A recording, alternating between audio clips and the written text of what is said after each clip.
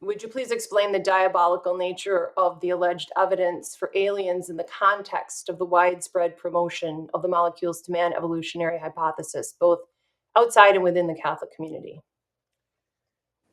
The question is actually rather has a series of premises and complex answers to it, in the sense that there is a basic answer, which is there's no aliens, and it's not that of course, the general hypothesis is that evolution, because it happened here, is happening in other places in the universe, and therefore, as a result of that, it's likely that there's other aliens, and then of course there is sightings of aircraft and things like that, UFOs and things like that, and then there's also the reports of people being abducted and things like that. So there's the idea is therefore that because they are there, because of evolution, then they evolve in our planet, and then eventually they became developed enough to where they were able to develop spacecraft, and then now they're here, and so it's basically the foundation for saying that there's aliens in other locations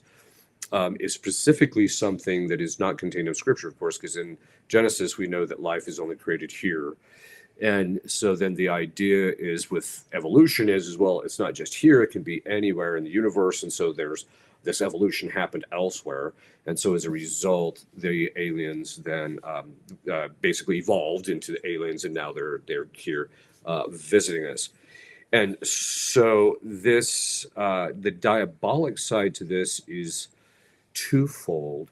The first is that the the demons want man to think that we're not pivotal in God's material creation.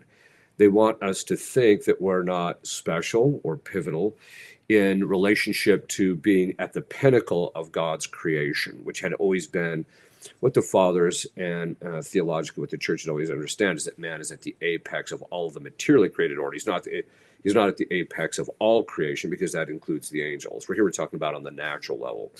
And so they want us to think that that there's these other aliens, and therefore the earth is not special, human beings aren't special, and that we're just one of many. And so this would then give foundation for saying, and because we're not special, there's no real reason why God would become incarnate here, because there's nothing special about man. He might have become incarnate somewhere else, etc. So there's all sorts of different theories that then arise from it once man is displaced from that particular central role in God's creation, as we understood it from the book of Genesis.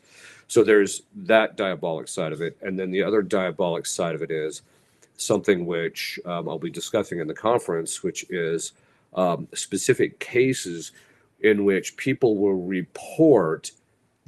are possessed will report demons molesting them and doing certain things to them, which then become the if you look at what we hear about with alien abductions and things like that sort, the parallels, if you strip the alien side of it and just put demons in, the parallels are completely the same.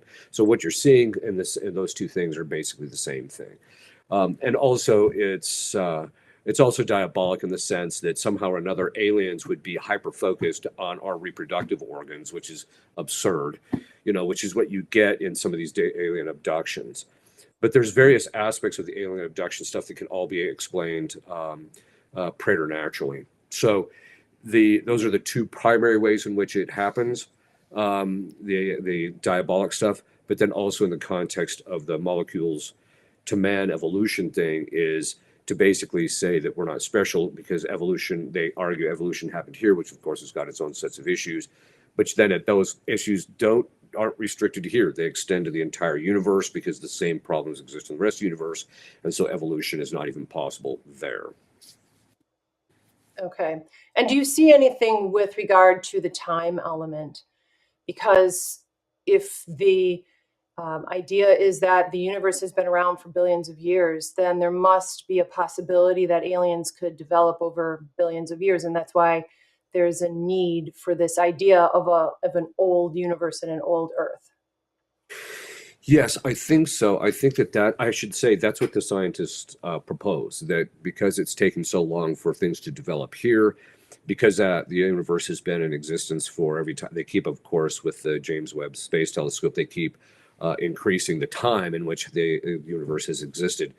And so they're basically saying that it's existed for, I think last time I looked, it was 13.9, but some are proposing 14.4. But anyway, billions of years. And so they think that over the course of time, that this would actually then give the sufficient time for things to actually evolve. Of course, the real problem is that time is not people's friend, because the entire universe is subject. We know this just by observing other